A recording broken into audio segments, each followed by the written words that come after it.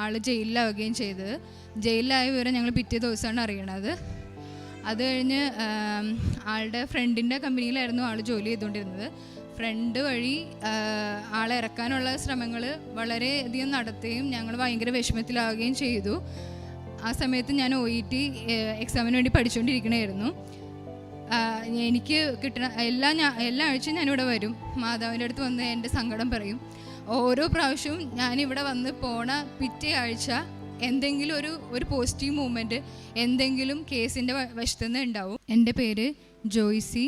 ഞാൻ ആലുവയിൽ നിന്ന് വരുന്നു. സെൻറ്റ് സേവിയേഴ്സ് പള്ളി ഇടവകയാണ്. ഞാൻ ഇവിടെ ആദ്യമായിട്ട് ഉടമ്പടി എടുക്കുന്നത് 4/1/2019 എനിക്ക് അന്ന് അത് തുടർന്ന് പോകാൻ പറ്റിയില്ല. അത് കഴിഞ്ഞ് 2022 സെപ്റ്റംബറിൽ ഞാൻ വീണ്ടും ഉടമ്പടി എടുത്തു. അതിനുശേഷം പ്രാർത്ഥനകൾ മുന്നോട്ട് പോകുമ്പോഴാണ് ഒക്ടോബർ 30 എൻ്റെ ഹസ്ബൻഡ് ഖത്തറിൽ വർക്ക് ചെയ്യുന്നതായിരുന്നു. സേഫ്റ്റി എഞ്ചിനീയർ ആയിരുന്നു. അവിടെ വർക്ക് ചെയ്തുകൊണ്ടിരിക്കുമ്പോൾ ഒക്ടോബർ 30 ആളുടെ കമ്പനിക്കെതിരെ കമ്പനിയുടെ സ്പോൺസർ കൊടുത്തൊരു കേസിൻ്റെ പേരിൽ ആൾ ഖത്തർ ജയിലിലാവുകയായിരുന്നു. ആളുടെ പ്രശ്നം കൊണ്ടല്ല, പക്ഷെ അവരുടെ കമ്പനിക്കെതിരെ സ്പോൺസർ കൊടുത്ത കേസ് അവരുടെ കമ്പനിയിലെ സ്റ്റാഫിന് എതിരെ വരികയും ചേട്ടായ സമയത്ത് ഒരു ടാക്സി ഓടിച്ചുകൊണ്ടിരുന്നത്. അപ്പോൾ അതിൻ്റെ ഖത്തർ ഫുട്ബോളിൽ നടക്കുന്ന സമയമായതുകൊണ്ട് ഭയങ്കര ചെക്കിങ്ങും കാര്യങ്ങളായതുകൊണ്ട് ചേട്ടായിനെ തന്നെ ആദ്യം തന്നെ പിടിക്കുകയും ആൾ ജയിലിലാവുകയും ചെയ്തത്. ജയിലിലായ വിവരം ഞങ്ങൾ പിറ്റേ ദിവസമാണ് അറിയണത്. അത് കഴിഞ്ഞ് ആളുടെ ഫ്രണ്ടിൻ്റെ കമ്പനിയിലായിരുന്നു ആൾ ജോലി ചെയ്തുകൊണ്ടിരുന്നത്. ഫ്രണ്ട് വഴി ആളെ ഇറക്കാനുള്ള ശ്രമങ്ങൾ വളരെയധികം നടത്തുകയും ഞങ്ങൾ ഭയങ്കര വിഷമത്തിലാവുകയും ചെയ്തു. ആ സമയത്ത് ഞാൻ OET എക്സാമിന് വേണ്ടി പഠിച്ചുകൊണ്ടിരിക്കണമായിരുന്നു. എനിക്ക് കിട്ടണ എല്ലാ ആഴ്ചയും ഞാനിവിടെ വരും. മാതാവിൻ്റെ അടുത്ത് വന്ന് എൻ്റെ സങ്കടം പറയും. ഓരോ പ്രാവശ്യവും ഞാനിവിടെ വന്ന് പോണ പിറ്റേ ആഴ്ച എന്തെങ്കിലും ഒരു പോസിറ്റീവ് മൂവ്മെൻറ്റ്, എന്തെങ്കിലും കേസിൻ്റെ വശത്തുനിന്ന് ഉണ്ടാവും. അങ്ങനെ ഓരോ ആഴ്ചയിലും ഞാനിവിടെ വരും. എനിക്ക് ഞായറാഴ്ച മാത്രമേ ഒഴിവുണ്ടായിരുന്നുള്ളൂ. ആ സമയങ്ങളിലൊക്കെ ഞാനിവിടെ വരും, പ്രാർത്ഥിച്ച് പോകും. അടുത്ത വ്യാഴാഴ്ച എന്തെങ്കിലും ഒരു പോസിറ്റീവ് മൂവ്മെൻറ്റ് ഉണ്ടാവുകയും കേസിൻ്റെ കാര്യങ്ങളിൽ ജഡ്ജി വിളിക്കുകയും ചെയ്യും. അങ്ങനെ ഒരു മാസം ആവണതിന് മുന്നേ നവംബർ 28 ചേട്ടായി റിലീസാവുകയും റിലീസായിട്ട് എന്നെ വിളിച്ച് പറയുകയും ചെയ്തു റിലീസായെന്ന്.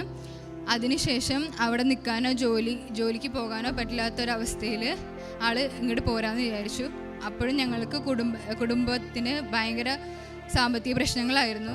ചേട്ടയുടെ സാലറി കിട്ടുന്നുണ്ടായിരുന്നില്ല. അതെല്ലാം പോയി. അതുപോലെ തന്നെ മാതാവിൻ്റെ ഇങ്ങോട്ടേക്ക് വരാൻ നോക്കിയിട്ടും ടിക്കറ്റ് കിട്ടുന്നുണ്ടായിരുന്നില്ല.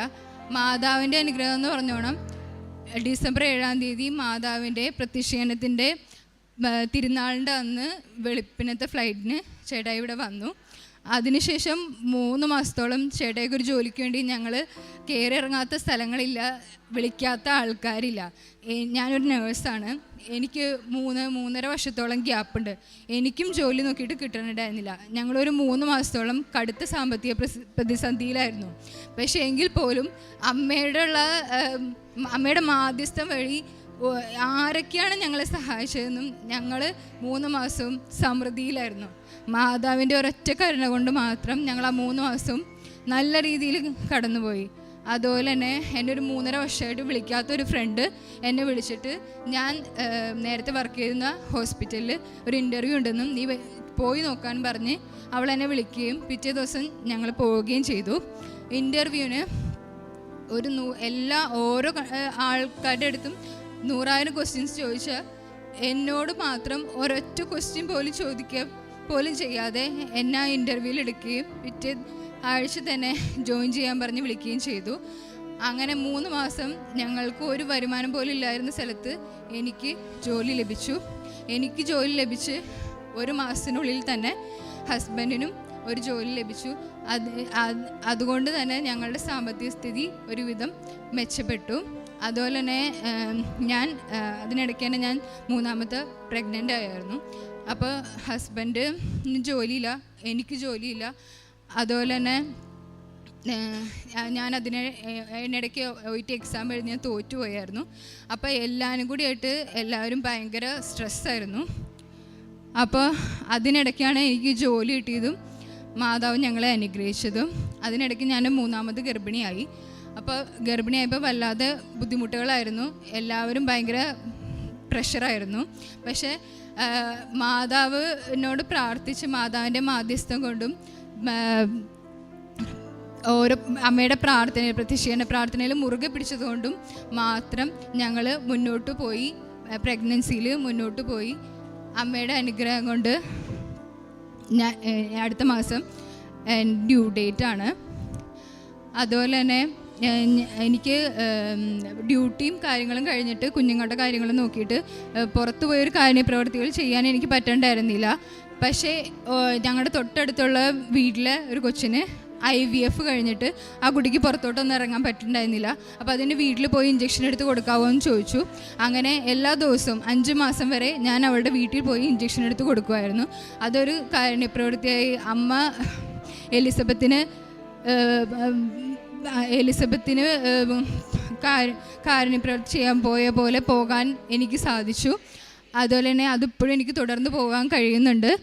അതുപോലെ തന്നെ ആ കുട്ടിയുടെ അച്ഛന് ഷുഗർ കൂടിയിട്ട് ക്രിയാറ്റിൻ്റെ ലെവൽ 10 എത്തിയായിരുന്നു. അങ്ങനെ രാജഗിരി ഹോസ്പിറ്റലിൽ പെട്ടെന്ന് അഡ്മിറ്റായി. അപ്പോൾ അവൾ എന്നെ വിളിച്ചിട്ട് പറഞ്ഞു, ചേച്ചി ഡയാലിസിസ് വേണമെന്നാണ് പറഞ്ഞത് എന്ന് പറഞ്ഞു. അപ്പോൾ ഞാൻ അത് കഴിഞ്ഞുള്ള ആഴ്ചയിലാണ് ഇവിടെ പുതുക്കാൻ വന്നത്. എൻ്റെ 6ാമത്തെ നിയോഗമായിട്ട് അവളുടെ അച്ഛൻ്റെ കാര്യം ഞാൻ അവിടെ വെച്ചു. ഡയാലിസിസ് കൂടാതെ അത് കുറഞ്ഞു കിട്ടണമെന്നായിരുന്നു അമ്മേനോട് ഞാൻ പ്രാർത്ഥിച്ചത്. അമ്മയുടെ അനുഗ്രഹം വഴി ആ അച്ഛന് ഒരു ഡയാലിസിസ് മാത്രം ചെയ്യാനും പിന്നീട് ക്രിയാറ്റിൻ്റെ ലെവൽ 7 നേരെ താഴോട്ട് പോരുകയും ഇനി ഡയാലിസിസ് വേണ്ടെന്നും, അതുപോലെ തന്നെ ആൾ ICUവിൽ അഡ്മിറ്റായിരുന്നു. അതിൽ നിന്നെല്ലാം റിക്കവറായി ആളിപ്പോൾ സുഖമായിട്ടിരിക്കുന്നു. ക്രിയാറ്റിൻ്റെ ലെവൽ ഓരോ പ്രാവശ്യം നോക്കുന്തോറും കുറഞ്ഞു വന്ന് ആളിപ്പോൾ സ്റ്റേബിളായി.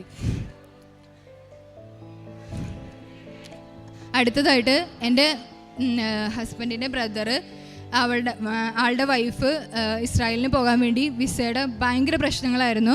അവൾ കുറേ നാളുകളായിട്ട് അതിന് പുറകെ നടന്ന് പൈസ കുറേ മുടക്കി. പക്ഷെ അത് ശരിയാവണുണ്ടായിരുന്നില്ല. കഴിഞ്ഞ പ്രാവശ്യം വെച്ച എൻ്റെ ഉടമ്പടി നിയോഗത്തിൽ ഒരെണ്ണം അതായിരുന്നു. അവൾ ഇപ്പോൾ വിസയുടെ കാര്യങ്ങളെല്ലാം ക്ലിയർ ചെയ്ത് അവൾ ഇസ്രായേലിന് പോയി. പിന്നെ എൻ്റെ കുഞ്ഞിന് അഡിനോയിഡക്ടമിയുടെ അഡിനോയിഡ്സിൻ്റെ ഒരു പ്രോബ്ലം ഉണ്ടായിരുന്നു. ആദ്യം ഞങ്ങളത് എക്സ്റേ എടുത്ത് ഡോക്ടറെ കാണിച്ചപ്പോൾ സർജറി വേണ്ടി വരും എന്നാണ് അന്ന് ഞങ്ങളോട് ആദ്യം പറഞ്ഞത്. അന്ന് ഞാനിവിടെ വന്ന് അമ്മേനോട് പ്രാർത്ഥിച്ച് അന്ന് മുതൽ ഉടമ്പടി തൈലം മൂക്കിൽ പുരട്ടുകയും പ്രാർത്ഥിക്കുകയും ചെയ്യുന്നുണ്ടായിരുന്നു. അതിനുശേഷം 2 മാസം കഴിഞ്ഞ് ഞങ്ങൾ പിന്നെയും എക്സ്റേ എടുത്ത് നോക്കുമ്പോൾ മാതാവിൻ്റെ അനുഗ്രഹം കൊണ്ട് അവളുടെ അഡിനോയിഡ്സ് ചുരുങ്ങുകയും സർജറി വേണ്ടെന്നും മരുന്നുകൾ കഴിച്ചുകൊണ്ടിരുന്നത് ഈ കഴിഞ്ഞ മാസം ഞങ്ങൾ ഒന്നുകൂടി ചെക്കപ്പ് ചെയ്തപ്പോൾ മരുന്നുകളൊന്നും വേണ്ട, ഇനി അത് തന്നെ ശരിയായിക്കോളും എന്നാണ് ഡോക്ടർ പറഞ്ഞത്. അമ്മയ്ക്ക് 100,000 നന്ദി. അതുപോലെ തന്നെ ഈ ഉടമ്പടി എടുത്തതിൽ പിന്നെ ഞങ്ങളുടെ കുടുംബ പ്രാർത്ഥന മുടങ്ങാതെ തന്നെ ചൊല്ലാനായിട്ട് ഞങ്ങൾക്ക് സാധിക്കുന്നുണ്ട്. പ്രാർത്ഥനകളിൽ ഉറച്ചു നിൽക്കാനും കൂടുതൽ നേരം പ്രാർത്ഥിക്കാനും കഴിയുന്നുണ്ട്. മാതാവിന് നന്ദി.